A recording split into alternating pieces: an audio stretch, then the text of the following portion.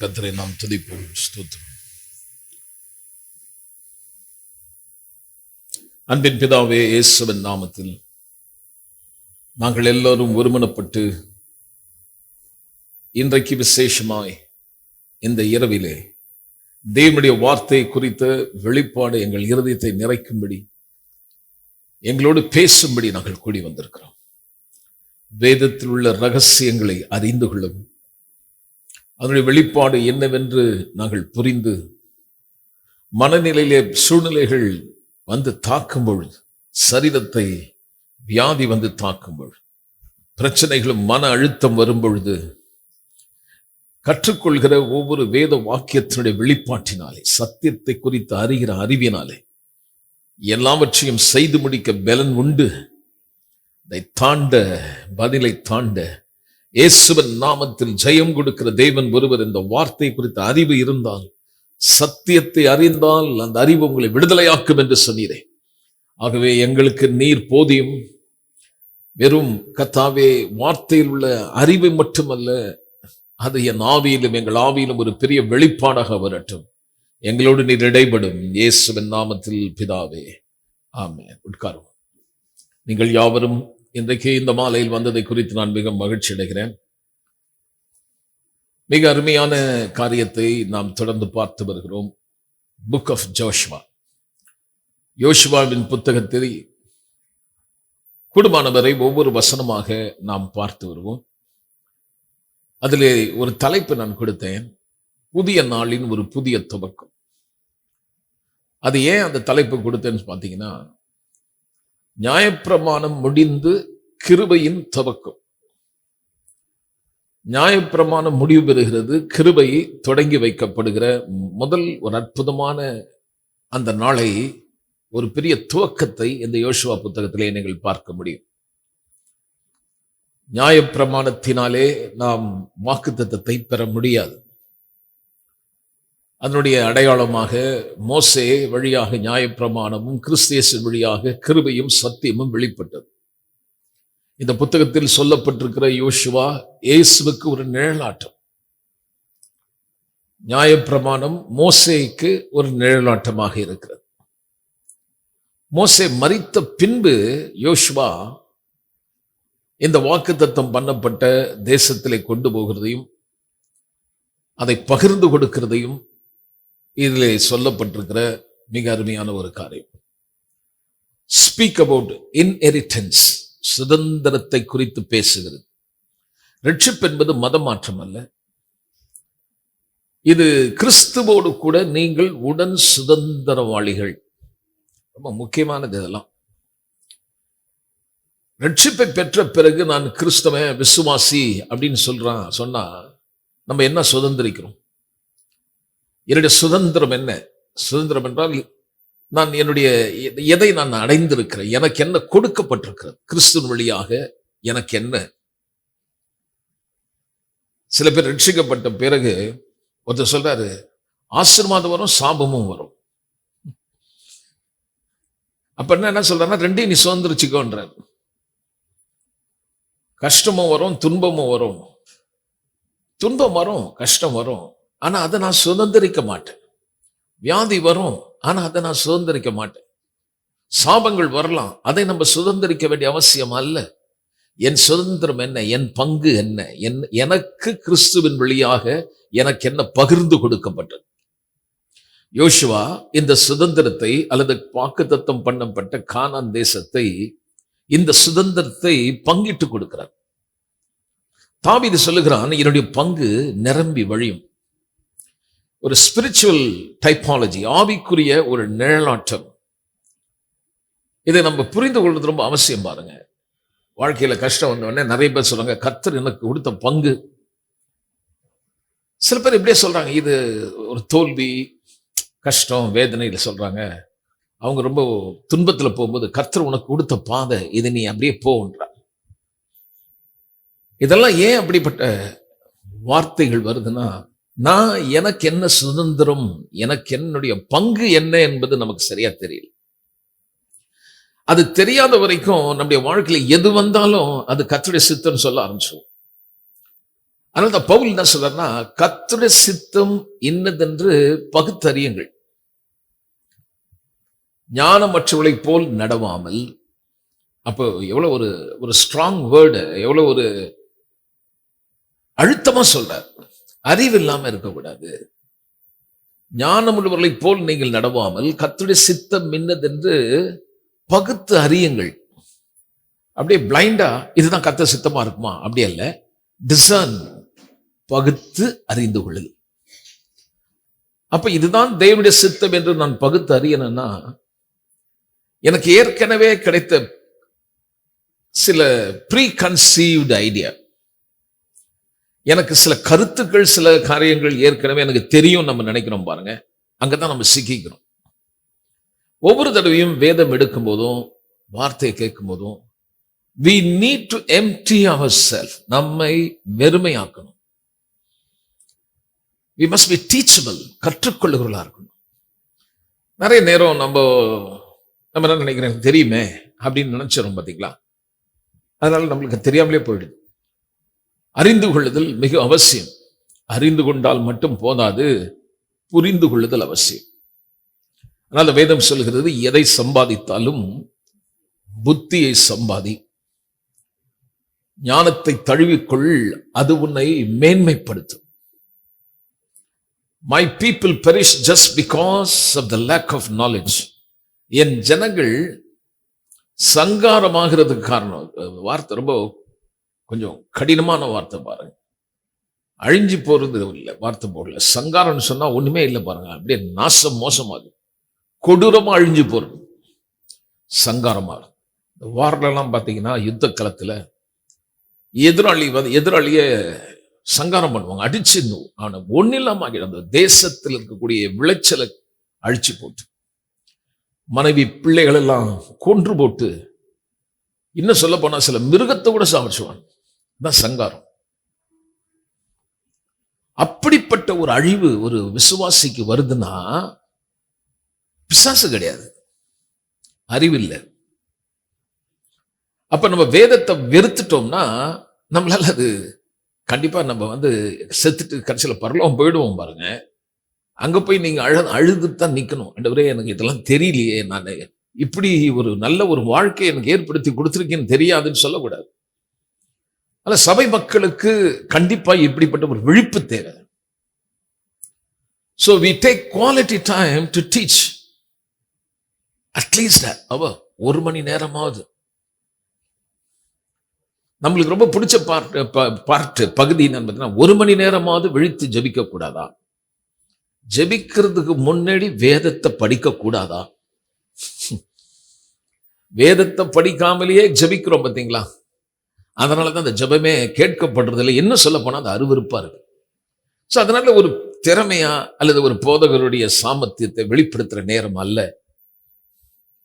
ஒரு பயத்தோடும் நடுக்கத்தோடும் மரியாதையோடும் கர்த்தர் நமக்கு என்ன சொல்லுகிறார் என்பதை நாம் விரைந்து விளங்கி கொண்டோம்னா, உண்மையா சொல்றேன், கிறிஸ்துவின் அன்பின் அகலம் நீளம் ஆழம் உயரம் என்னதென்று இந்த அறிவுக்கு எட்ட முடியாத அன்புல நம்மளால வல்லவர்களா மாற முடியும். So this book speak about inheritance. நீங்க எழுதிக்கலாம், இந்த புத்தகம் சுதந்திரத்தை குறித்து பேசுகிறது. எங்கே? Promised land, வாக்குத்தத்தம் பண்ணப்பட்ட தேசத்தை சுதந்திரிக்கிறதை குறித்து பேசும். அது என்ன எப்படி பாத்தீங்கன்னா, ஆபிரகாம் கிட்ட கத்த சொன்னார், நான் உங்களுக்கு ஒரு சுயமாக உங்களுக்கு நான் ஒரு தேசத்தை கொடுப்பேன் அப்படின்னு ஆபிரகாமுக்கு கத்த பேசினார். அவர் சொன்னாரு, அது அப்படியே அதை நிறைவேற்றுவதற்கு அவர் உண்மை உள்ளவர். அதனால இந்த சுதந்திரிக்கிறதுக்கு யோசுவா கிட்ட கர்த்தர் சொல்றாரு, பி ஸ்ட்ராங் அண்ட் போல்ட். தைரியம் கொண்டு திடம் மனதாயிரு. திரும்ப சொல்றேங்க, கிறிஸ்துவோடு கூட உடன் சுதந்திரம் ஆகணும்னா, நீங்க வாக்கு தத்தங்களை சுதந்திரிக்கணும்னா, நீங்க பலன் கொண்டு திடம் மனதா இருக்கணும். இந்த மனம் ரொம்ப முக்கியம். மனசு சோர்ந்து போகக்கூடாது. இது ஒரு தடவை சொல்ல பாருங்க, இது திரும்ப திரும்ப ஒரு 3 தடவை சொல்றாரு. பலன் கொண்டு திடம் மனதாயிரு என்ற வார்த்தை 1ஆம் அதிகாரம் 5வது வசனம் பார்த்தீங்கன்னா அங்க சொல்றாரு. 1ஆம் அதிகாரம் 6வது வசனம், பலன் கொண்டு திடம் மனதாயிரு அப்படின்னு சொல்றாரு. திரும்ப நீங்க படிச்சீங்கன்னா 8வது வசனத்திலையும் அங்க சொல்றதை நம்ம பார்க்க முடியும் பாருங்க. 9வது வசனம், நான் உனக்கு கட்டளையிடவில்லையா, பலன் கொண்டு திடம் மனதாயிரு, நீ உயிரோடு இருக்கும் நாளெல்லாம் உனக்கு முன்பாய் எவனோ எதிர்த்து நிற்பதில்லை. சில காரியத்தை சொல்லிட்டு சொல்றாரு, பலன் கொண்டு எப்படி இருக்கணுமா, திடம் மனதாயிரு. திரும்பவும் அடுத்தது 7வது வசனத்தையும் சொல்றாரு, பலன் கொண்டு திடம் மனதாயிரு. 9ஆம் வசனத்திலையும் சொல்றாரு, பலன் கொண்டு. எப்பவுமே வேதவல்னு சொல்லுவாங்க, ஒரு வசனம் திரும்ப திரும்ப வருதுன்னா அது ரொம்ப கவனிக்கணும். ஸோ இன்ஹெரிட்டன்ஸ் சுதந்திரத்தை பெறணும்னா அது நமக்கு சாதகமா இருக்கிறது இல்லை. கர்த்தர் எனக்கு சொல்லிட்டாரு, எனக்கு வாக்கு பண்ணிட்டாரு அப்படின்னு பார்த்தீங்கன்னா, அதை நம்ம சுதந்திரிக்கலான்னு போனா அவ்வளோ ஒரு சாதகமா இருக்க மாட்டுது. அங்க நமக்கு சில எதிர்ப்புகள் இருக்கு. பெற்றுக்கொள்ளலான்னு பார்த்தா, நம்பலான்னு பார்த்தா, நம்புகிறதுக்கு ஏதுவா சூழ்நிலை ஒண்ணுமே இருக்க மாட்டுது. நீங்க உங்க பிரச்சனைக்கும் அல்லது உங்க சூழ்நிலைக்கும் தேவன் சொன்ன வாக்குத்தத்தத்துக்கு நடுவில் நிற்கும் போது நீங்க ரொம்ப வீக் மாதிரி தெரியும். கர்த்தர் ஒன்று காட்டுறாரு, நீ சுதந்திரிக்க போகிறது உன் பலத்தினாலும் அல்ல, உன் திறமையினாலும் அல்ல, உன் படிப்பறிவினாலும் அல்ல. இந்த சுதந்திர வீதம் எப்படி வரும் பாத்தீங்கன்னா, ஒன்லி பை ஃபெய்த், விசுவாசத்தினால் மட்டுமே. அப்ப நான் எப்படி வாக்குத்தத்தத்தை சுதந்திரிக்க போறேன் அப்படின்னு பாத்தீங்கன்னா, இதை நீங்கள் பெற்றுக்கொள்வதற்கு ஏன் இந்த வார்த்தையை பயன்படுத்துறாரு, திடம் மனதா, பலன் கொண்டு திடம் மனதாயிரன். எதுக்கு சொல்றாருன்னா, கிளைம் த ப்ராமிஸ்ல, வாக்குத்தத்தத்தை உரிமையாக்கும்படி. நம்ம எல்லாம் புது உடன்படிக்கையின் பிள்ளைங்க. இந்த புது உடன்படிக்கையின் பிள்ளைகளுக்கு தேவன் கிறிஸ்து இயேசுவின் வழியாக நமக்கு அருமையான வாக்குத்தத்தங்களை கொடுத்திருக்கார். பழைய உடன்படிக்கைன்னு ஒன்று இருந்தது. அதில் உள்ள வாக்குத்தத்தங்களுக்கு பெற்றுக்கொள்ளணும்னா அவங்க செய்யணும். அது 100% அது அவங்க பகுதி. அவங்க செய்தா வரும், செய்யலைன்னா வராது. இதுதான் பழைய உடன்படிக்கை. நீங்க படிச்சீங்கன்னா நல்லாவே தெரியும். உபாகமம் 28 மற்றும் பல இடத்துல பழைய ஏற்பாடுல, நான் சொல்லுகிற வார்த்தையின்படி செய்ய கவனமாயிரு, நீ செய், நீ செய், நீ செய்யணும். செய்கிறதுனால் வரக்கூடிய பலன் பழைய ஏற்பாட்டுல. செய்யலனா, செய்தால் ஆசீர்வாதம், செய்யலனா சாபம். அப்ப அதை யாரை பொறுத்தது? என்ன பொறுத்தது. இப்போ அதனால அது ஃபெயிலியர் ஆயிடுச்சு. அது அவங்களால செய்ய முடியல.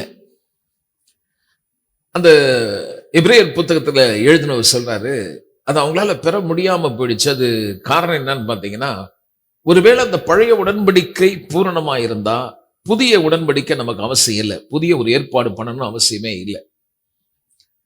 ஆகவே தேவன் ஒரு புதிய ஏற்பாடு செய்கிறார். காரணம் என்னன்னா, பழைய இந்த உடன்படிக்கை அவர்களுக்கு பலனை கொடுக்கல, மாறாக அவர்களை குற்றப்படுத்தியது.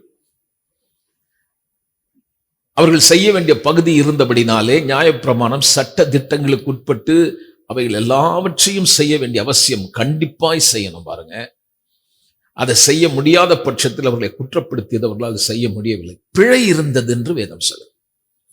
பிழை இல்லாதிருந்திருந்தால் புதிய உடன்படிக்கைக்கு அவசியம் இல்லையே. பிறகு இன்னும் கொஞ்சம் அருமையா சொல்றாரு, அது நாள்பட்டதும் பழமையும் ஆயிடுச்சு. ஸோ என்ன சொல்றேன்னா, இது எக்ஸ்பயர்டு. இது இனி நான் செய்ய வேண்டிய பகுதியை குறித்து சொல்லப்பட்ட காரியம் கிறிஸ்து வந்த பிறகு அது பழமையாயிடுச்சு, அது எக்ஸ்பயர்ட். அதுல என்ன சொல்லுது, ஏன் என்னுடைய நிலையை எடுத்துட்டு இப்ப எனக்கு பதிலாக ஒருவர் நடுவே நின்று, தேவனுக்கும் எனக்கும் நடுவே ஒரு மத்தியஸ்தர் நின்று நான் செய்ய வேண்டியதை அவர் எனக்காக செய்தார். பவுல் சொல்லும்போது சொல்லுகிறார், நியாயப்பிரமாணம் செய்ய முடியாததை தேவனே செய்தார். அதனாலதான் பாருங்க, இந்த புதிய ஏற்பாடு பேரே குட் நியூஸ். இந்த புதிய ஏற்பாடு எடுத்தீங்கன்னா காஸ்பல், அங்க நல்ல செய்தியிலிருந்து தொடங்குது.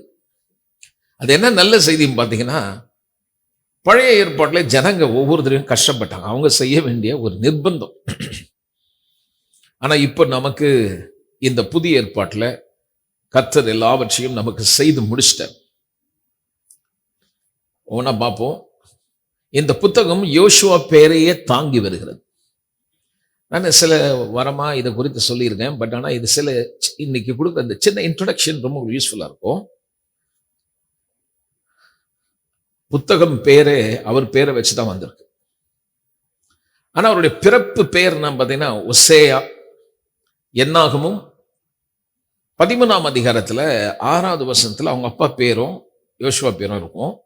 16வது வசனத்துல அவர் ஒரிஜினல் அவருடைய பேர் என்னன்னு பார்க்கலாம், நம்ம எடுத்துக்கலாம். என்னாகும் 13ஆம் அதிகாரம். ஓகே, என்னாகமும் 13ஆம் அதிகாரம் 16வது வசனம். 16வது வசனம் படிங்க. தேசத்தை சுற்றி பார்க்கும்படி மோசே அனுப்பின மனிதனின் நாமங்கள் இவைகளே. நூனின் குமாரன் ஆகிய, அவங்க அப்பா பேர் போட்டிருக்கு இல்லையா, நூனின் குமாரன் ஆகிய ஒசேயா. யோசுவா பேர் என்ன? ஒசேயா. ஒசேயாவுக்கு மோசே யோசுவான்னு பேர் சொல்றாரு. அப்ப அவர் பேர் யோசுவா கிடையாது பாருங்க, அவருடைய பேர் ஒசேயா. இந்த ஒசேயா என்ற வார்த்தையோட பொருள் என்ன பார்த்தீங்கன்னா சால்வேஷன். ஒசேயா என்ற வார்த்தைக்கு பொருள் என்னன்னு பார்த்தீங்கன்னா ரட்சிப்பு. ஆனா அந்த பேரை மாத்துறாரு, மோசே மாத்துகிறார். அவர் பேர் யெகோஷுவா அப்படின்ற பேரை மாத்துறார். யெகோஷுவா அப்படின்னா யோசுவா. யெகோஷுவா, யோசுவா, the Lord is salvation. என் தேவன் ரட்சிப்பானவர், ரட்சிப்புமானவர் என்றான் அதனுடைய பொருள். He was called Moses' assistant. அவருக்கு மோசே கூட இருந்து உதவி செய்யும்படியாக வந்தவர். And he later became his successor. அவருக்கு கூட அவருடைய பணியில, அவர் செய்த வேலையில உதவிக்காரராக இருந்து பிறகு தலைமைத்துவத்தை அவர் எடுத்துக்கிட்டார். அவர் எடுத்துக்கல, கொடுக்கப்பட்டது. 4வது காரியம், this book covers about 25 to 35 years. 25 35 ஆண்டுகளாக இந்த புத்தகம் உள்ளடக்கிய ஒரு சம்பவத்தை சொல்லுகிறது. அதாவது இந்த 25 35 ஆண்டுகளுக்குள்ள, சில பேர் 25, சில பேர் 35, எப்படியோ மேக்சிமம் 35 வருஷத்துக்குள்ள யோசுவாவுடைய மரணத்தை குறித்தும் எழுதப்பட்டிருக்கிறது. எகிப்தை விட்டு வரும்போது யோசுவா, அவருக்கு வயசு 40. அவருடைய கூட இருந்த நண்பன் காலேப், இருவரும் சிமிலரா ஒரே வயசு தான் பாருங்க. ஆனா உங்களுக்கு எல்லாருக்கும் தெரியும், ஆனா அவங்க எவ்வளவு இந்த தேசத்தை சுதந்திரிப்பதற்கு அவர்கள் சொன்ன காரியம், விசுவாசிக்கிறத பத்தி பேசுறாங்க. சரி, இப்ப நம்ம கவனிக்கலாம். இந்த சுதந்திரத்தை குறித்து தான் அது பேசுதுன்னு நான் சொன்னேன் இல்லையா. ஆனா 10 கோத்திரத்தார் என்ன நினைச்சாங்கன்னா, அவங்க ஏதோ போய் செய்யணும்னு யோசிச்சாங்க. 2 கோத்திரத்தார் விசுவாசிக்கிறத பத்தி பேசுறாங்க. யாரெல்லாம் செய்யணும்னு நினைச்சாங்களோ அதனால அவங்களுக்கு பயமாயிடுச்சு, நம்ம எப்படி போய் செய்வோம். அந்த தேசம் கர்த்தர் சொல்றாரு, போய் பாரு, வளப்பானதா இழப்பானதா, எப்படிப்படுது போய் பாருங்கன்னு சொல்லி ஸ்பையா அனுப்புறாரு. போய் பார்க்குறாங்க, ரொம்ப நல்லா தான் இருக்குது, ரொம்ப செழுமையான தேசம். ஆனா கர்த்தர் சொன்ன இந்த தேசத்தை நம்ம சுதந்திரிக்கணும்னா நம்ம எப்படி செய்ய முடியும்? ப்ராமிஸ் கரெக்ட், எல்லாம் இருக்கு. ஆனா நம்ம எப்படி என்ன செய்ய போறோம், எப்படி செய்து இதை பெறது? ஏன்னா நம்ம யுத்தம் செய்யணும். நம்ம செய்ய முடியுமா? அவன் அவ்வளவு பெருசா இருக்கான். அதுவும் அந்த பட்டணம் பார்த்தீங்கன்னா அரணிப்பா இருக்குது. மற்றும் அங்க ராட்சதர்கள் மாதிரி இருக்காங்க, பல ஏனோக்கியர்கள் இருக்காங்க, ஏத்தியர்கள் இருக்காங்க. இதெல்லாம் பெரிய பெரிய ஜனங்க. அவங்களும் நம்ம என்ன செய்ய முடியும்ன்றாங்க. ஆனா யோசுவும் காலேபும் ஜனங்களை அமர்த்தி சொல்றாங்க, நம்ம விசுவாசத்துல பேசுறாங்க. அங்க ராட்சதர்கள்னா இருக்கட்டும், நாம் அழைத்த தேவன் ஒருத்தர் இருக்கிறாரு, எளிதாய் சுதந்திரிப்போம், இப்பே போய் எடுத்துக்கோன்றோம். அப்ப திரும்பவும் நீங்க பாத்தீங்கன்னா, செய்கிறதுனால் பெறுகிறது அல்ல, விசுவாசத்தினாலே பெறுகிறது. இதுல என்ன நம்ம கத்துக்கணும்? இன்றைக்கு தேவன் நமக்கு பண்ண இந்த வாக்குத்தத்தங்கள், இதை பெறறதுக்கு எத்தனை பெரிய ராட்சசம் மாதிரி நிக்கிறான் பாருங்க. ஒரு உதாரணத்துக்கு, உங்க குடும்பத்துல பண நெருக்கடி வருது, சில சூழ்நிலை வருது, ஏதாவது ஒரு சர்க்கம்ஸ்டான்சஸ் உங்க பலனுக்கு மிஞ்சி நிக்குது. ஆனா தேவன் என்ன சொல்றாரு? நான் உன்னை விடுதலை செய்துட்டேன், என் ராஜ்யத்துக்குள்ள கொண்டு வந்துட்டேன், நான் உனக்கு பரிபூர்ணமான ஜீவனை கொடுத்திருக்கேன், நானே நல்ல மேய்ப்பன், உனக்கு குறைவே இருக்காது, உள்ளும் புறமும் நல்ல மேய்ச்சலை பார்ப்பீங்க. இப்படி புதிய ஏற்பாட்டில் பார்த்தீங்கன்னா நிறைய வாக்குத்தத்தங்கள் நம்மை குறித்து சொல்லப்பட்டிருக்கிறது. என்னுடைய பாவங்கள் மன்னிக்கப்பட்டு நான் தேவ நீதியாக்கப்பட்டிருக்கிறேன், என் வியாதிகளை அவர் சுமந்து கொண்டார், நான் சுகமானேன்னு சொல்லுது. என் சாபத்தை எல்லாம் அந்த கல்வாரி சிலுவையில் அவர் சுமந்து தீர்த்துட்டாரு. இது தீர்த்தது மாத்திரமல்ல, ஆபிரகாமுக்கு உண்டான ஆசீர்வாதம் கிறிஸ்து வழியாக விசுவாசத்தினாலே பெறும்படி எழுதியிருக்குன்னு பாருங்க. அது என்ன மாதிரி ஆசீர்வாதம் தான்? அவர் கர்த்தர் சொல்ல, உன்னை ஆசீர்வதிக்கவே ஆசீர்வதித்து உன்னை நான் ஒரு பெரிய ஒரு பெருக்கத்தை நான் உனக்கு கொடுப்பேன், உனக்கு சாபம் கிடையாது. அப்ப நமக்கு ஆபிரகாமுக்கு சொல்லி நீங்க கர்த்தர் அவன் வார்த்தையை கேட்டு வரான் பாருங்க. வந்த பிறகு அவன் முதல் சந்தித்ததே சாபம். அதாவது அந்த தேசமே பஞ்சம். இந்த பஞ்ச காலத்துல அந்த சாபமான இந்த இடத்துல எப்படி ஆசீர்வாதமா வாழ முடியும்? வாய்ப்பே இல்லை பாருங்க. ஆனா அந்த பஞ்ச காலத்துல சாபமான ஒரு சூழ்நிலையில ஆபிரகாம் பொன்னும் வெள்ளியும் உடைய சீமானா வெளில வந்தான். பெரிய நல்ல கவனிக்கணும். ஒவ்வொரு தடவையும் ஆபிரகாமுடைய வாக்குத்தத்தை எப்படி சுதந்திரிச்சான்னு பாத்தீங்கன்னா, அப்பெல்லாம் நியாயப்பிரமாணமே கிடையாது. நியாயப்பிரமாணம் இல்லாமலே ஒரு காரியம் சொல்கிறது, ஆபிரகாம் தேவனை விசுவாசித்தான், அது அவனுக்கு நீதியாக எண்ணப்பட்டது. அப்ப என்னுடைய வாழ்க்கையில எனக்கு வர வேண்டிய நன்மைகளை இன்னைக்கு ஒருவேளை என் சரீரத்துல வியாதி வருது, என்னை தாக்கும் போது அது எனக்கு முன்னாடி ஒரு பெரிய ஒரு ராட்சசம் மாதிரி நிக்குது. எனக்கு உடனே சுகம் கிடைச்சா பரவாயில்லையே,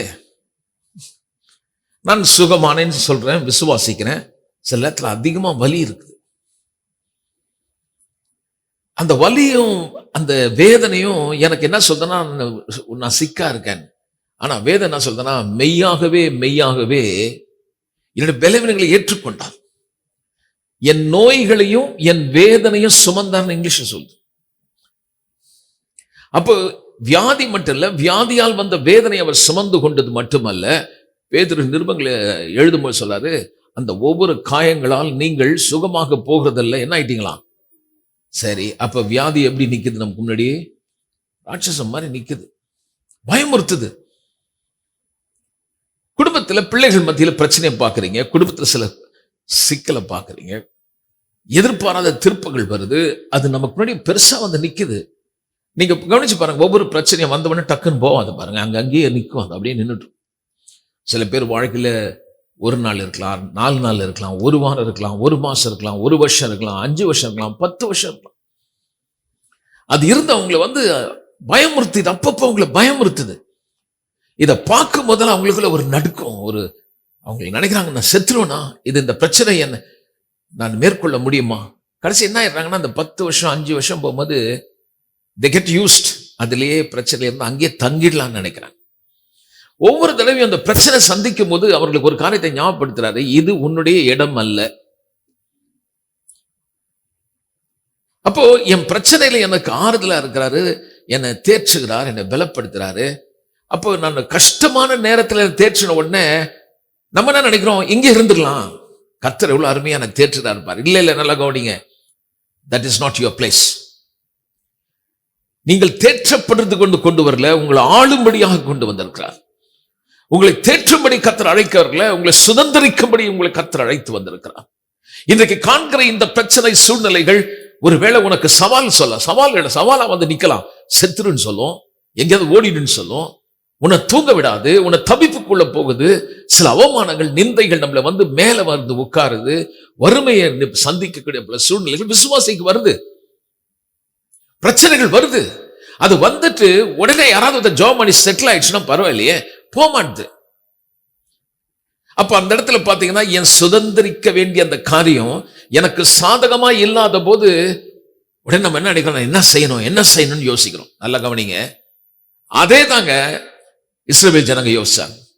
என்ன செய்யறது, நாம் என்ன செய்வோம், இவன் இவ்வளவு பெரிய ராட்சச கூட்டமாக என்ன செய்வது. ஆனா யோசுவா காலம் நம்ம எதுவும் செய்ய வேணாம்,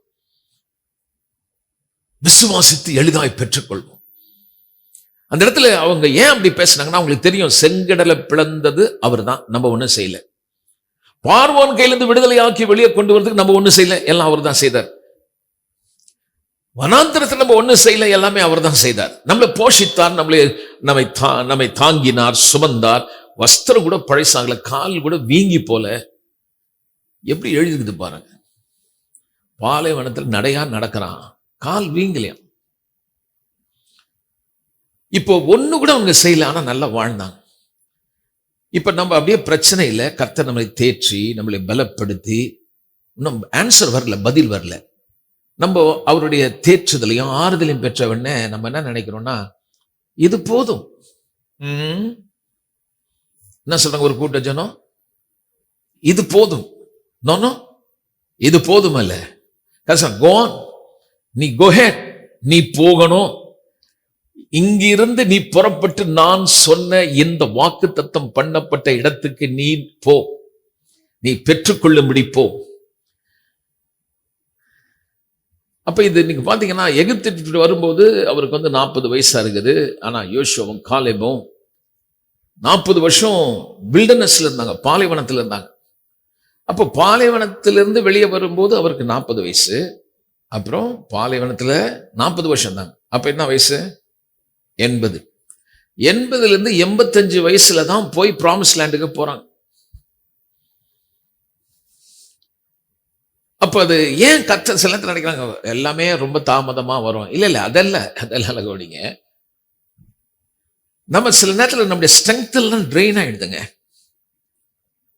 நம்மளே நம்ம பலத்துல செய்து முடிச்சிட்டோம். நம்ம என்ன சொல்லுவோம் தெரியுமா, நான் தான் செய்தேன்னு. நம்மளை ஒண்ணு இல்லாம நம்ம பலனை எடுத்து நம்மளை நிக்க வச்சு, அங்க உன் பலவீனத்துல பலனை கொடுத்து, செய்ய முடியாத உன்னை செய்ய வச்சு, தாண்ட முடியாத உன்னை தாண்ட வச்சு, நீங்க கடந்து இந்த வாக்கு தத்தத்தை சுதந்திரிக்கும் போது என்ன தெரியுமா சொல்வீங்க, என் பலன் அல்ல, என் திறமை அல்ல, என் சாமர்த்தியம் அல்ல, என் கர்த்தர் எனக்கு செய்தார், கிருபை என்னை தாங்கியது. அதாவது நீங்க சொல்றீங்க இயேசு எனக்கு செய்தார். இந்த புதிய ஏற்பாடு என்ன? காஸ்பல் ஆஃப் கிரேஸ், சுவிசேஷம். எதை குறித்து சொல்றா? கிருபையின் சுவிசேஷம். அப்போ யோசுவாவின் புத்தகம் எதை காட்டினா, காஸ்பல் ஆஃப் கிரேஸ், கிருபையின் சுவிசேஷத்தை எடுத்து காட்டுது. சுதந்திரிக்கிறதை குறித்து நீங்க பார்க்கும்போது, இத்தனை காரியங்கள் நடக்கிறத நீங்க பார்க்கும்போது, இதெல்லாம் நமக்கு ஒரு பாடத்தை கற்பிக்கிறது. நான் இப்போ இந்த புத்தகத்தை சில பகுதியா நான் பிரிக்கிறேன். அதிகாரங்கள் 1-5 வரைக்கும், chapter 1 to 5, entering the land. 1வது அதிகாரம் 5வது அதிகாரம் வரைக்கும் அந்த தேசத்திற்கு போகிற, உள்ளே பிரவேசிக்கிறத பத்தி எழுதியிருக்கு. 6ஆம் அதிகாரத்திலிருந்து 12ஆம் அதிகாரம் இருக்கும் கான்கரிங் த லேண்ட், தேசத்தை ஜெயிப்பதை பற்றி பேசுது. 13-22 வரைக்கும் dividing and settling the land, தேசத்தை பங்கிட்டு அதை தேவன் அவர்களை இந்த இடத்தை அவங்களை வந்து தங்க வைக்கிறார், செட்டில் பண்ண வைக்கிறார், செட்டில்மெண்ட். 22-24ஆம் அதிகாரம் வரைக்கும் ஜோஷுவா ஃபேர்வெல், அவருடைய இறுதி யாத்திரை, அவருடைய மரணம். எபிலாக் அப்படின்ற வார்த்தை பயன்படுது, அதுக்கு அது அப்படி சொல்லுவாங்க. யோசுவாவுடைய கடைசி ஜர்னி, அவருடைய மரணம். இந்த புத்தகம் ப்ராவிடென்ஷியல் கேர் அண்ட் கிரேஸ். இந்த புத்தகம் எதை காட்டுதுன்னா, நம்ம படிக்கும்போது இதெல்லாம் நீங்க எழுதினா உங்களுக்கு யூஸ்ஃபுல்லா இருக்கும். தேவனுடைய பராமரிப்பும் தேவனுடைய கிருபை என்னதென்று இந்த புத்தகம் மிக அருமையான ஒரு படக்காட்சியை நமக்கு கொடுக்கிறது. அவர்கள் பலமுறை உண்மை இல்லை, ஆனாலும் அவர் சொன்னவர் உண்மை உள்ளவர் என்பதை இந்த புத்தகம் படிக்கும் போது நீங்க பார்க்க முடியும். அவர் சொன்னதை செய்யும் அளவும் அவர்களை அவர் கைவிடவில்லை. திரும்ப நான் சொல்றேன், உங்களுக்கு இந்த ரட்சிப்பை கொடுத்த தேவன் ப்ராவிடென்ஷியல் கேர், பராமரிக்கிறவர். அதான் முதல்ல சொன்னேன், உங்களை ஆற்றுகிறவர், தேற்றுகிறவர், உன் கண்ணீரை துடைக்கிறவர், தாயை போல தாங்குகிறவர். அப்போ நம்ம அழும்போது, வேதனைப்படும்போது நம்மளை தாங்குறாரு, பராமரிக்கிறாரு. உடனே அவர் கையில படுத்துக்கிறேன்னு படுத்துக்க கூடாது. நீங்கள் இங்கிருந்து போகணும். எதுக்கு உன்னை தாங்குறாரு, எதுக்கு உனக்கு பலப்படுத்துறாரு? எலியா கூட பாத்தீங்கன்னா ஒரு பெரிய சேலஞ்ச் வருது. ரொம்ப டயர்டா போய் படுத்த உடனே அப்பமும் கறியும் வந்து கொடுத்து தண்ணி இருக்கிற இடத்துல ஒரு படுக்க வச்சு அங்கேயே சாப்பிட்டு படுத்துக்கொன்றதுக்காக கொடுத்தாரு சோறையும் கறியும். எதுக்கு எனக்கு நல்ல வாழ்வு, எதுக்கு எனக்கு ஆசீர்வாதம், எதுக்கு என் சரீரத்தில் பலன்? இந்த ஆசீர்வாதத்தெல்லாம் பெற்றுட்டு ஆண்டவருக்கு ஸ்தோத்திரம், எனக்கு காரு கொடுத்துட்டாரு, பங்களா கொடுத்துட்டாரு, என் வீட்டை ஆசீர்வதிச்சிட்டாரு, எனக்கு அருமையான மனைவி பிள்ளைகளை கொடுத்துட்டாரு, என் வீட்டில் நான் இதுக்காக உன்னை அழைச்சார். இந்த ஆசீர்வாதங்களை நீங்கள் பெற்ற பிறகு எங்க பார்த்தாலும் பஞ்சம், எங்க பார்த்தாலும் வறண்டு இருக்குதுன்னா ஒரு சூரச்செடி கீழே அவனை உட்கார வச்சு அவனை ப்ரொவைட் பண்றாரு பாருங்க. எதுக்கு? அவர் sir, no, you got to go. நீ போக வேண்டிய தூரம் வெகு தூரம். இந்த செய்தி வழியாக ஆன்லைன்ல ஏதாவது செய்தி கேட்டா நான் சொல்லுகிறேன், நீங்கள் போக வேண்டிய தூரம் வெகு தூரம். பாடுகளும் பிரச்சனைகளும் வனாந்திரம் போன்ற வாழ்விலே பலமுறை தேவன் உன்னை தேற்றி, உன்னை பலப்படுத்தி, வியாதியிலே உனக்கு சுகத்தை கொடுத்து, நெருக்கத்தில் உன்னை விசாலமான இடத்திலே கொண்டு வந்து உன்னை ஆற்றி தேற்றி உன்னை உயர்த்தினது எதற்காக? நீயும் உன் குடும்பத்திற்காகவா? நான் சொல்லுகிறேன், உன்னை குறித்த தேவனுடைய சித்தம், நோக்கம் உண்டு மகனே, மகளே. நீ போக வேண்டிய தூரம் வெகு தூரம். இந்த உலகத்தில் வாழ்வதெல்லாம் நாம் என் குடும்பத்துக்கு, என் பிள்ளைகளுக்கு அல்ல, அவருடைய சித்தத்துக்கும் நோக்கத்துக்கும். என் பலன் எதற்கு? என் வீட்டையும் வீட்டு பொருளையும் கட்டி எழுப்புவதற்கு மட்டுமல்ல, என் தேவனுடைய வேலையை செய்வதற்காக. இந்த சரீரத்திற்குள் நான் ஏன் உயிர் வாழ்கிறேன்? நான் அவருடைய சித்தத்தை செய்வதற்காக, அவர் நோக்கத்தை செய்வதற்காக.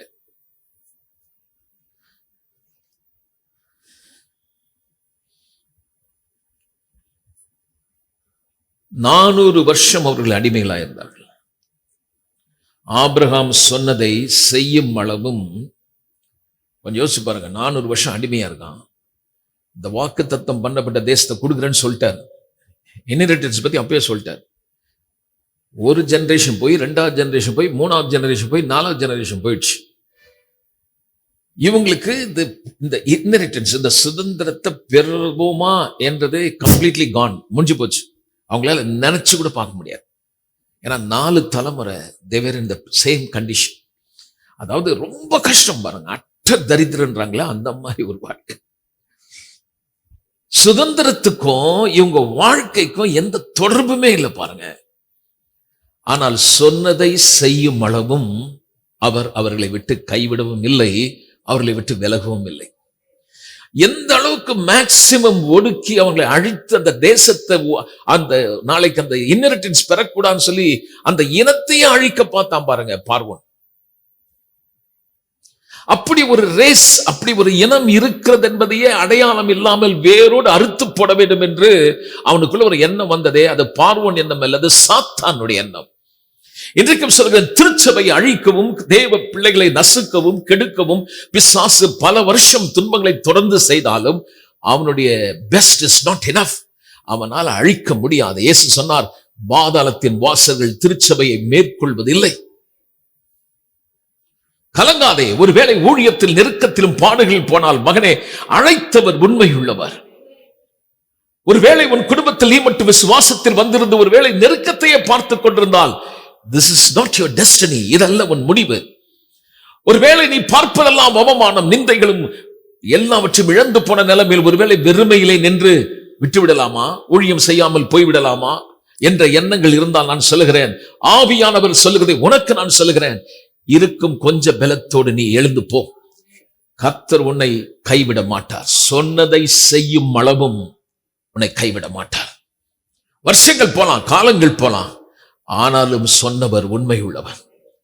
Think about this. 400 years அடிமைகளாயிருந்தார்கள். வாக்குத்தத்தம் பொய்த்து போனதா? அவர் வார்த்தை விருதாமாய் தரையில் விழுந்ததா? இதெல்லாம் படிக்கும் போது நமக்கு ஒரு காரியம் விளங்கணும். கர்த்தர் என்னை குறித்து என்னென்ன சொன்னாரோ அத்தனையும் செய்ய வல்லவர். உன்னை பெற்றவங்க கூட மறக்கலாம், கூட இருக்கவங்க கூட மறக்கலாம், நான் கர்த்தர் ஒரு நாளும் நம்மை மறக்கவே மாட்டார். வார்த்தையில் உண்மை உள்ளவர். இப்போ யோசுவா புத்தகத்தை எடுத்துக்கலாம். 1ஆம் அதிகாரம் 1-4 வரைக்கும் நான் படிக்கிறேன்.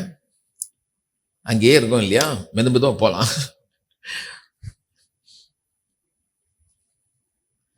கர்த்தருடைய தாசனாகிய மோசே மரித்த பின்பு கர்த்தர் மோசேயின் ஊழியக்காரன் நூனின் குமாரன் யோசுவாவை நோக்கி, என் தாசனாகிய மோசே மரித்து போனான். இப்பொழுது நீயும் இந்த ஜனங்கள் எல்லாரும் எழுந்து யோர்தானை கடந்து இஸ்ரவேல் புத்தருக்கு நான் கொடுக்கும் தேசத்துக்கு போங்கள். நான் மோசேக்கு சொன்னபடி உங்கள் காலடி மிதிக்கும் எவ்விடத்தையும் உங்களுக்கு கொடுத்தேன். வனாந்திரம் இந்த லெபனோன் தொடங்கி ஐபிராத் நதியான பெரிய நதி மட்டுமுள்ள ஏத்திரின் தேசம் அனைத்தும் சூரியன் அஸ்தமிக்கிற திசையான பெரிய சமுத்திரம் வரைக்கும் உங்கள் எல்லையாக இருக்கும். கர்த்தரை டைட்டில் டீட் போட்டு கொடுக்கிறார். உனக்கு நான் ஒரு நிலத்தை கொடுக்கிறேன், நிலத்துக்கு அதிகாரி நானு, பூமியும் அதன் நிறைவும் கர்த்தருடையது. அவர் டைட்டில் டீட் போட்டு கொடுக்கிறார். இதை நான் உனக்கு கொடுக்கிறேன். It's all yours. நான் சொல்லுகிறேன், கால் மிதிக்கும் இடமெல்லாம் உனக்கு. அதுல பாத்தீங்கன்னா எங்க இருந்து சொன்னார்? லெபனோனும் தொடங்கி ஐபிராத். ஆனா அவங்க ஐபிராத்துக்கு போனதே இல்லை, போவே இல்லை. ஆனா கர்த்தர் சொல்றார், it's all yours. They quit. அவங்க போய் எடுக்கல. அதாவது தேவன் சொன்ன அளவுக்கு அவங்க போய் சுதந்திரிக்கல. 30 lakh square mile அவங்களுக்கு கொடுத்தார். 30,000 ஸ்கொயர் மைல் தான் எடுத்தாங்க, 10ல் ஒரு பகுதி. இப்போ அந்த 30,000 ஸ்கொயர் மைல்ல அதுல இப்ப 10ல் ஒரு பகுதி தான் வச்சிட்டு இருக்கான். ஐம் நாட் ஷுவர், அது கூட குறைவா கூட இருக்கலாம்.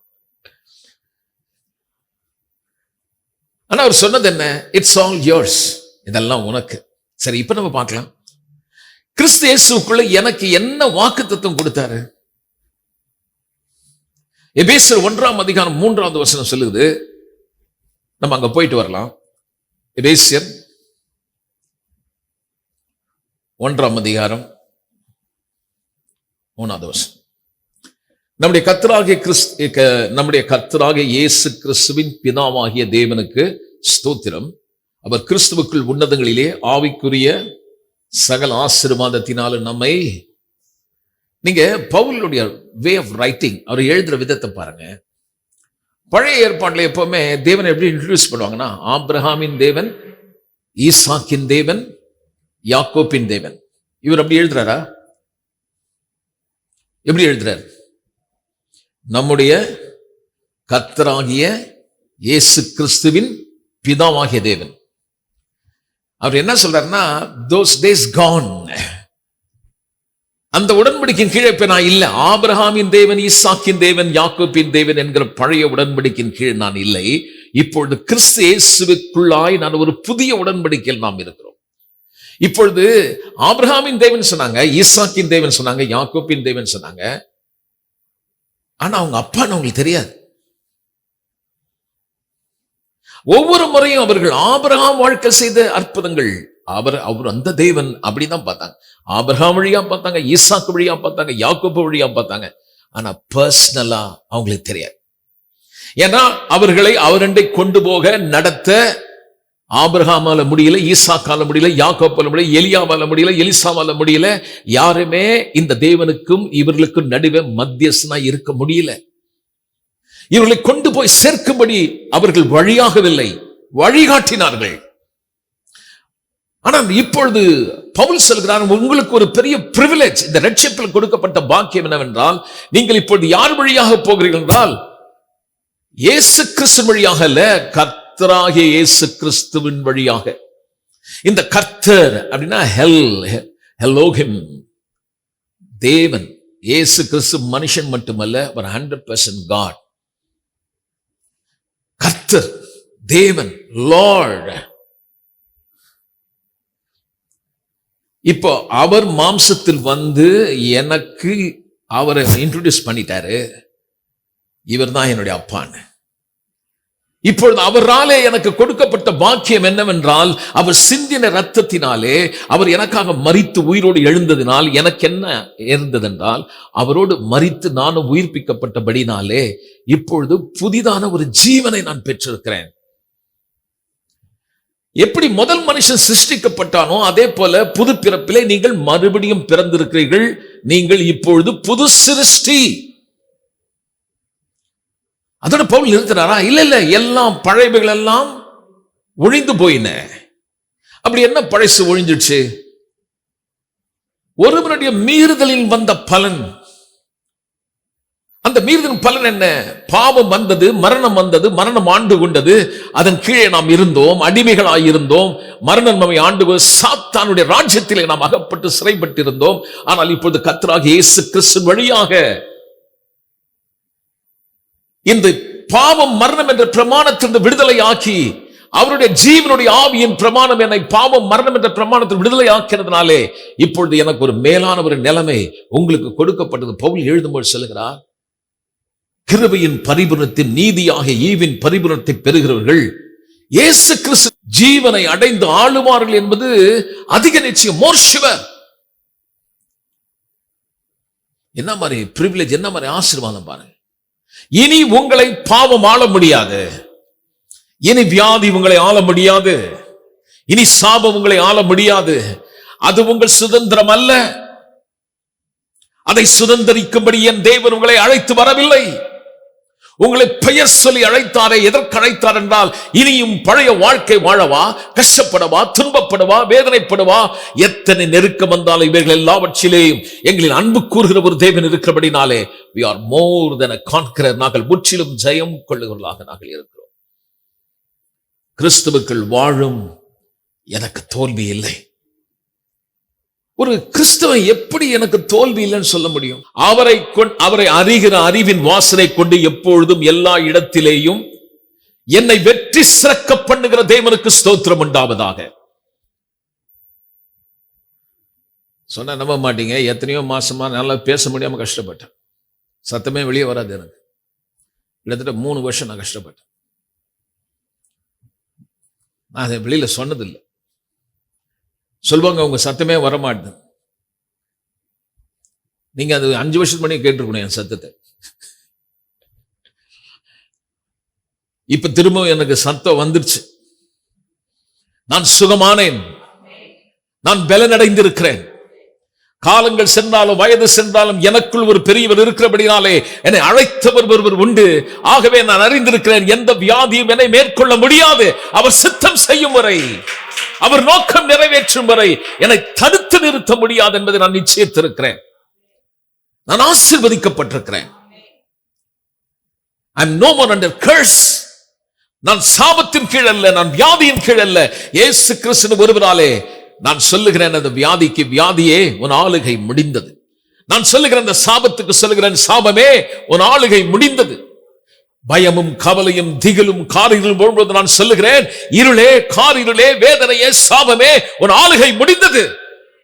என்னை ஆளும்படியாக ஒருவர் என்னை வைத்திருக்கிறபடினாலே, ஆளுகை பெற்ற நீங்கள் யாரால பெற்றீங்க? இயேசு கிறிஸ்து என்னும் ஒருவராலே.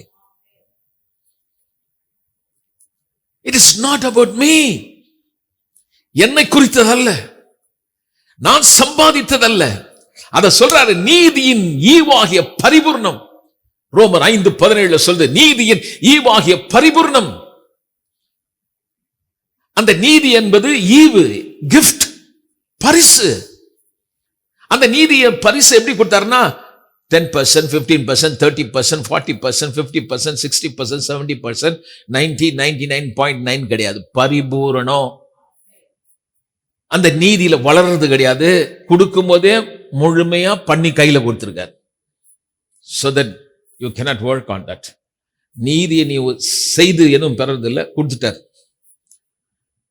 ஏன் ரட்சிப்பு கொடுத்தாரு? ஏன் நீதியை கொடுத்தாரு? எபேசியர் 2:10 சொல்றது நல்ல கிரியைகளை செய்யும்படி. எதுக்கு நீதி? எதுக்கு எனக்கு இந்த ரட்சிப்பு? எதுக்கு எனக்கு இந்த பெலன்? கர்த்தர் சொல்றாரு, நான் உன்னை ரட்சித்தது எதுக்குன்னா நல்ல கிரியை செய்யறது. நல்ல கிரியை செய்து ரட்சிப்பை பெறுவதற்கல்ல. பழைய ஏற்பாட்டை நல்ல கிரியை செய்து ரட்சிப்பை பெற பார்த்தார்கள், ஓடினார்கள், அவர்கள் பலிகளை செலுத்தினார்கள், அவர்கள் பாடினார்கள், ஆர்ப்பரித்தார்கள், கைகளை தட்டினார்கள், தூபங்கள் காட்டினார்கள், நிறைய கிரியைகள் காணப்பட்டது. ஆனால் பரிபூர்ணம் காணப்படவில்லை. ஆனால் இப்பொழுது ரட்சிப்பு என்ன? கிரியைகளினால் உண்டானதல்ல. ஒருவனும் பெருமை பாராட்ட அங்கே ஒன்றும் இல்லை. அவரை விசுவாசிக்கிறதுனாலே, கிருபையினாலே, விசுவாசத்தை கொண்டு ரட்சிக்கப்பட்டேன். இது முற்றிலும் இலவசமானது. ஏன் இந்த ரட்சிப்புனா, ஏன் எனக்கு இந்த விடுதலை, ஏன் எனக்கு சுகம், ஏன் எனக்கு செழிப்பு, ஏன் எனக்கு நல்ல வாழ்வு? வீட கட்டி வாழறதுக்கா? நல்ல கிரியைகளை செய்ய. அது என்னங்க நல்ல கிரியை? ஊழியத்தை செய்ய, திருப்பணியை சொல்ல, செய்ய, அவரை குறித்து பேச, கிறிஸ்துவை குறித்து பறைசாற்றும்படி. வேறொன்றுமல்ல. இந்த உலகத்தில் வாழ்வதெல்லாம் நாம் அவரை குறித்து பேசுவதற்காக நம்மை வைத்திருக்கிறார். உங்களை ஒன்றும் தடுத்து நிறுத்தக்கூடாது. அரசாங்கமானாலும், அதிகாரங்களானாலும், எந்த மனுஷனானாலும் சுவிசேஷம் சொல்லுவதை தடுத்தாலும் உங்கள் வாய் ஓயக்கூடாது, பயப்படக்கூடாது. சுவிசேஷத்தை, நல்ல காரியத்தை நல்ல விதமாய் சொல்லுகிறனுடைய கால்கள் எவ்வளவு அழகானவைகள். I am already blessed. சொல்ற பாருங்க, அந்த இன்ட்ரோடக்ஷனை பாருங்க. நம்முடைய கர்த்தராகிய இயேசு கிறிஸ்துவின் பிதாவாகிய தேவனுக்கு ஸ்தோத்திரம். அப்படிதான் தொடங்குறார். ஆபிரகாமின் தேவனுக்கும் ஈசாக்கின் தேவனுக்கும் ஸ்தோத்திரம் தொடங்கல. Now we have a better covenant, better promise. இப்பொழுது ஆபிரகாம் வழியாய் வந்த உடன்படிக்கையை விட மேலான உடன்படிக்கை நமக்கு உண்டு. காளையின் ரத்தத்தினாலும் மிருகத்தின் ரத்தத்தினாலும் வந்த உடன்படிக்கை விட இயேசு கிறிஸ்துவின் ரத்தத்தாலே வந்த உடன்படிக்கை மேலானது, விசேஷமானது. ஆகவே அதை ஹானர் பண்றார், அதை கனப்படுத்துறார், மரியாதை கொடுக்கிறார். அவர் என் தகப்பன், உங்கள் தகப்பன், பிதாவாகிய தேவன் கிறிஸ்துவுக்குள் உன்னதங்களிலே ஆவிக்குரிய சகல ஆசீர்வாதத்தினாலும் நம்மை ஆசீர்வதிக்க போகிறாரா? ஆசீர்வதித்திருக்கிறார். எல்லாம் சொல்லுங்க, தேவனை ஆசீர்வதித்திருக்கிறார். It means it's all yours. ஆவிக்குரிய சகல ஆசீர்வாதத்தினால் உன்னதங்கள் ஆசீர்வதிச்சிட்டாராம். சில பேர் சொல்றாங்க, செத்து பரலோகம் போன பிறகு அங்க கிடைக்கும்.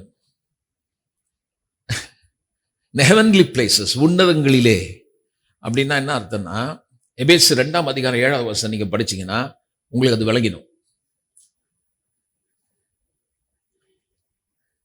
ஒருத்தர் படிக்க பார்க்கலாம். எபேசியர் 2:7 கிறிஸ்து இயேசுவுக்குள் நம்மை அவரோடு கூட எழுப்பி உன்னதங்களிலே அவரோடு கூட நம்மை உட்காரம் செய்தார். இப்போ விசுவாசிகள் எழுதுறாரு, உன்னை உயிரா எழுப்பி எங்க உட்கார வச்சிருக்காருன்னா, எங்க ஆசீர்வாதம் இருக்குதோ அங்கேயே உன்னை உட்கார வச்சிருக்காரு, உன்னதங்களிலே. In spiritual realm. ரட்சிக்கப்பட்டவன் உலகத்தில் இருந்தாலும் உலகத்தான் அல்ல, ஆவிக்குரிய ரீதியிலே வாழுகிறவன். அவன் மாம்சத்தின்படி சிந்திக்கிறதில் அவன் சிந்தை ஆவிக்கற்ற சிந்தையாயிருக்கிறது.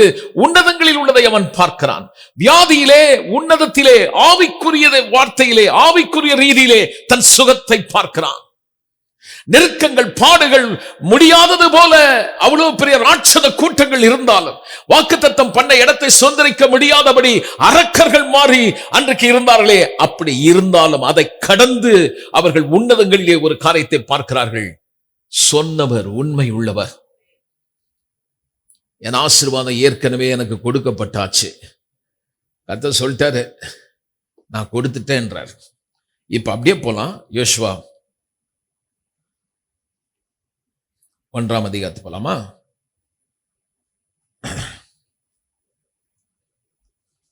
நான் மோசேக்கு சொன்னபடி உங்கள் காலடி மிதிக்கும் எவ்விடத்தையும் உங்களுக்கு கொடுப்பேன் போட்டிருக்கா, கொடுத்தேன் போட்டிருக்கா?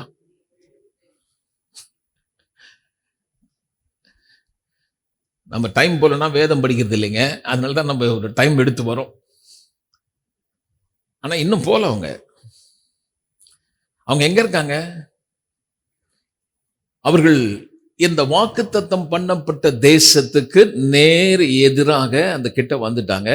யோர்தான் நதி ஓடிட்டு இருக்குது, அந்த கரையோரம் உட்காந்துருக்கான். இப்போ அவங்களுக்கு கர்த்தர் சொல்றாரு, நீங்கள் அவர்கள் பார்த்து சொல்றாரு, இந்த யோர்தானை கடந்து. அப்ப அங்க வந்துட்டாங்க, அவங்க யோர்தான் கிட்ட வந்துட்டாங்க. இப்ப எங்க வந்திருக்காங்கன்னா ஆல்மோஸ்ட் நியர் கிட்ட வந்தாச்சு. இங்க இருந்து பார்த்தா தெரியுது. ரட்சிப்பை பெற்ற உடனே வாக்குத்தத்தம் கிட்ட வந்துட்டோம், தெரியும் இது எந்துன்னு. ராமேன்னு சொல்லுவோமே, வியாதி இருந்தாலும் நமக்கு தெரியும், நம்மளால பார்க்க முடியும் எனக்கு ஒரு ரட்சகர் இருக்கிறாருன்னு. யார் மறந்தாலும் ரட்சிக்கப்பட்டவங்களுக்கு அவங்க கண்ணில் தெரியும் எனக்கு ஒரு நல்ல அப்பா இருக்காருன்னு. தெரியும் தெரியும் வாக்குத்தத்தம் தெரியும், கண்ணில் தெரியும். ஆனா ஏஞ்சி போனியா? எடுத்தியா? சுதந்திரிச்சியா? பெற்றுக்கொண்டாயா? அங்கதான் நிறைய பேர் சொல்றாங்க, நாங்கள்லாம் ஒரு சாதாரண விசுவாசி. என்னங்க சாதாரண ஏழை விசுவாசி, மீட்கப்பட்ட பாவி, சாதாரண ஜனங்க, படிப்பறிவே இல்லை. படிப்பறிவுக்கும் வேதத்துக்கும் தொடர்பு இல்லை. படிப்பறிவு உள்ளவனுக்கு இது படிச்சா ஒண்ணு கூட புரியாது.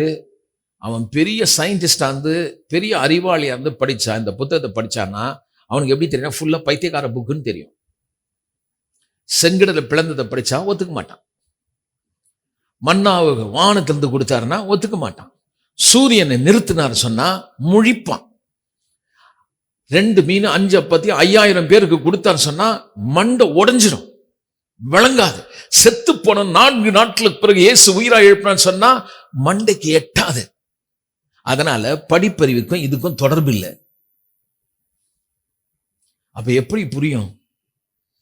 மறுபிறப்பை பெற்ற அத்தனை பேருக்கும் ரட்சிப்பை கொடுத்த என் தேவன் உனக்கு ஆவியானவர் அனுப்பியிருக்கார். இப்போ ஆவியானவர் அனுப்பி நான் சொல்றதை நீ விளங்குறதுக்கு ஒரு போதகரை வச்சு கற்றுக் கொடுத்தா விசுவாசிக்கு புரியும். இப்ப போதகருடைய ஞானத்தினால அல்ல, ஆவியானவர் உதவினால உனக்கு புரியுது. ஏன்னா போதகர் அவர் ஞானத்துல ஒண்ணும் பேசல, அவரு பாவம் ஒண்ணுமே தெரியாதவர் தான். அவரை தமது ஆவியினாலே நிரப்பி பேச வைக்கிறார். Sometimes people admire, they think our pastor is a great teacher. எங்க பாஸ்டர் மாதிரி டீச்சரை நான் பார்த்ததில்லை என்றான். மக்கு கவனி, அவரும் ஒரு சாதாரண ஆள் தான். ஆனா அவர் அப்படி பேசுறாருன்னா அவருடைய ஞானம் அல்ல, அவருக்கு ஏதோ ஒரு ஸ்பெஷல் கிஃப்ட் வந்துருச்சுன்னு இல்ல. கர்த்தர் அதை இலவசமா கொடுத்தாரு அவருக்கு. எதுக்குன்னா அவர் திறமையை காட்டுறதுக்கு இல்ல, மக்களுக்கு போதிக்கிறதுக்கு. போதிக்கும் பொழுது அவரும் நிரப்பப்படுகிறார், கேட்கிறவர்களும் நிரப்பப்படுகிறார்கள். போதிக்கும் பொழுது அவருக்கும் தெரியும் நமக்கு ஒரு பெரிய தேவன் இருக்கார், கேட்கிறவர்களுக்கும் புரியும் இந்த தேவன் சர்வ வல்லவர் என்பதை.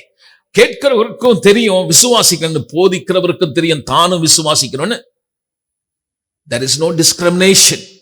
எந்த வித்தியாசம் இல்லை, எந்த பாகுபாடும் கிடையாது. ஏன்னா நம்ம எல்லாம் அவருடைய பிள்ளைகள். கர்த்தர் சொல்றாரு, நான் கொடுத்துட்டேன், இட்ஸ் ஆல் யோர்ஸ். ஆனா அவங்க கொஞ்சம் எடுத்தாங்க. என் கூட சேர்ந்து சொல்லுங்க, கொஞ்சம் நல்லா சொல்லுங்களேன் பார்க்கலாம். ஆமா, நம்மளும் கூட ரட்சிப்பில் இருக்கக்கூடிய மீட்பின் நன்மை எவ்வளவு எடுக்கிறாங்க? என்னை சேர்த்து தான் சொல்றேன். நான் கூட கொஞ்சம் தான் எடுத்திருக்கேன். கொஞ்சம் எடுத்த உடனே we think this is enough. What I have received, this is enough.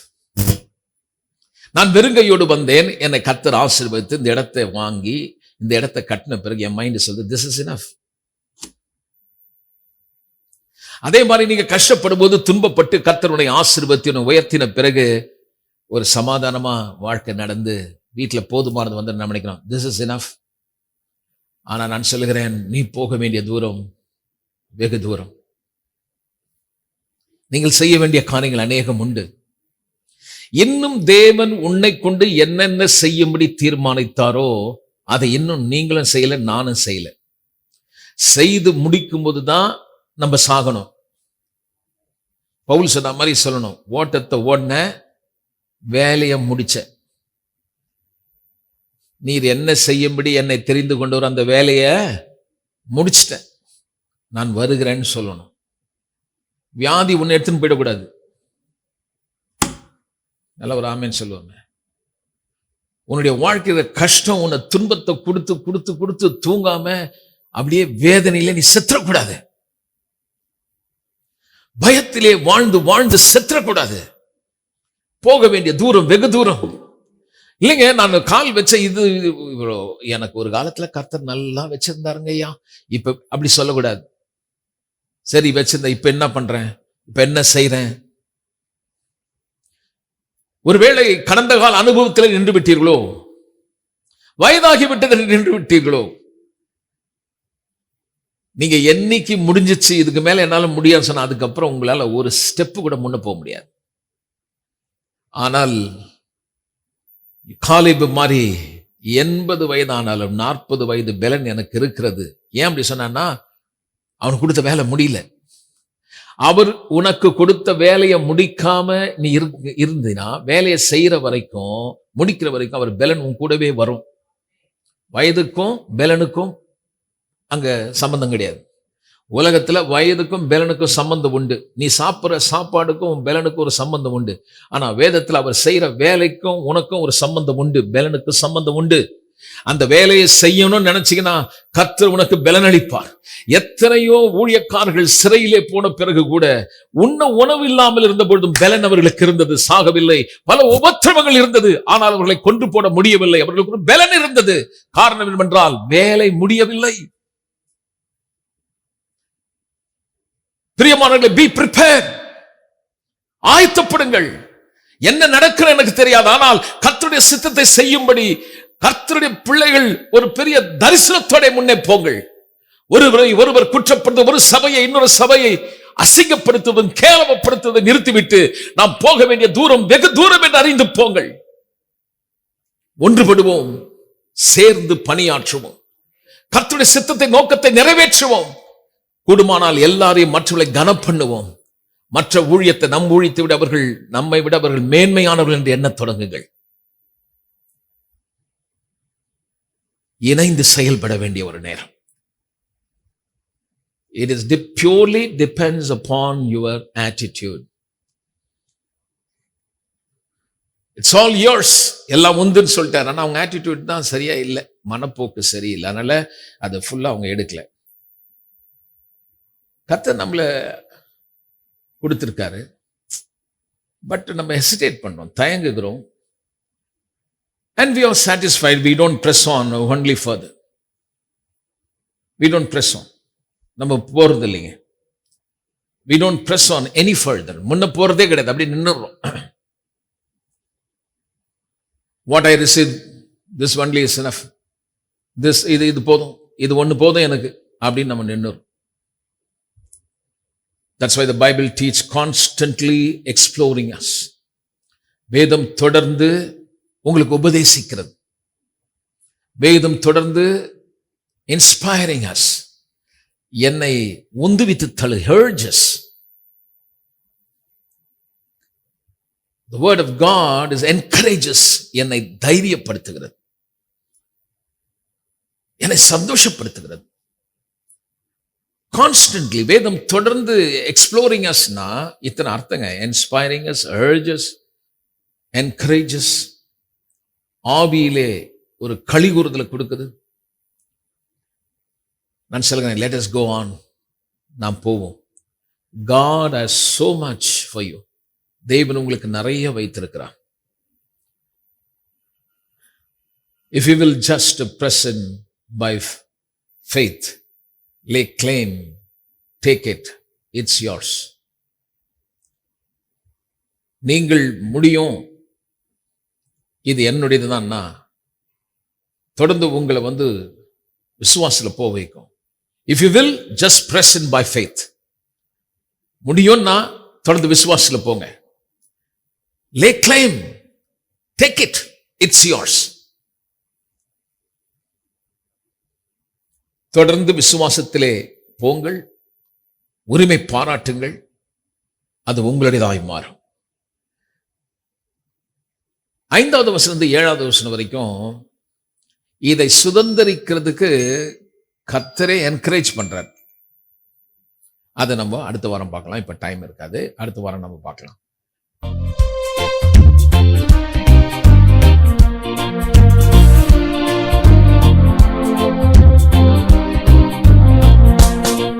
உன்னை ஆசீர்வதித்தேன், உன்னை மேன்மைப்படுத்துவேன். உன்னை ஆசீர்வதித்தேன், உன்னை மேன்மைப்படுத்துவேன்.